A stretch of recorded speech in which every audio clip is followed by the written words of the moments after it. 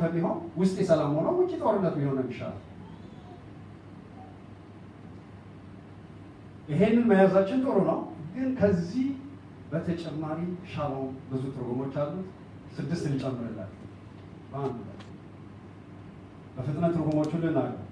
ሻሎም ሰላም 1፣ ደህንነት 2፣ ጉድለት የሌለበት ሙላት 3፣ ሰባራ የሌለበት ሙላት 4፣ ጥበቃ 5፣ መልካም ግንኙነት 6፣ የዓላማ መፈጸም 7።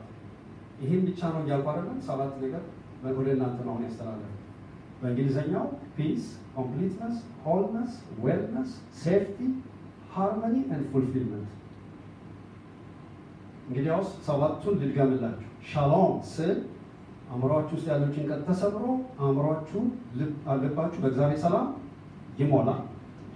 ሻሎም ስል ጉድለት የሌለበት የእግዚአብሔር በረከት ወዳንተ ወዳንቺ ይምጣ። ሻሎም ስል ሰባራ የሌለበት ሙሉ በረከት ወደ ቤትሽ ይምጣ።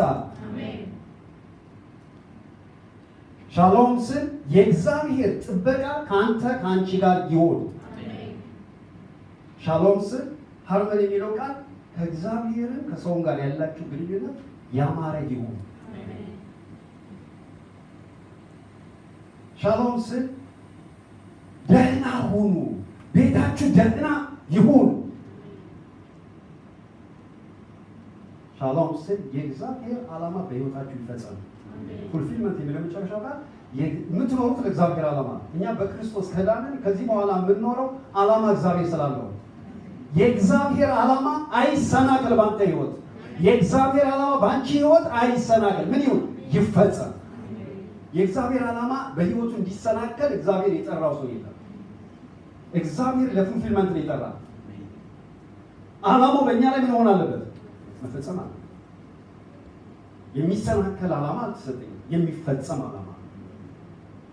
ስለዚህ በአንድ ቃል ጌታ ኢየሱስ ክርስቶስ ሕዝብን ሰላም ሲል ሻሎም ነው የተጠቀመው ቃል። ሰላምን ብቻ አይደለም፣ ይሄ ሁሉ የሚጠቀልል ነው። እኔ 7ቱን ወይም ከዚህ ተጨማሪ ያለው ሁሉ በአንድ ነገር ካላችሁ ክርስቶስ ተሰቅሎ ሞቶ ከሞት ሲነሳ ሙሉ ቃል ሳልቬሽን ነው። በዚህ ሳልቬሽን ውስጥ እግዚአብሔር ለእናንተ ያሰበው ደህንነት፣ ጸጋ፣ በረከት በሙሉ አቅጣጫውን ወደ አንተ ቤት ይምጣ፣ ወደ አንተ ጋር ይምጣ። አቅጣጫውን ወደ አንቺ ጋር ሚስ አታደርግሽ፣ አንቺ ጋር ትምጣ፣ አንቺ ቤት ትምጣ፣ ታገኝሽ፣ አትጣሽ ማለት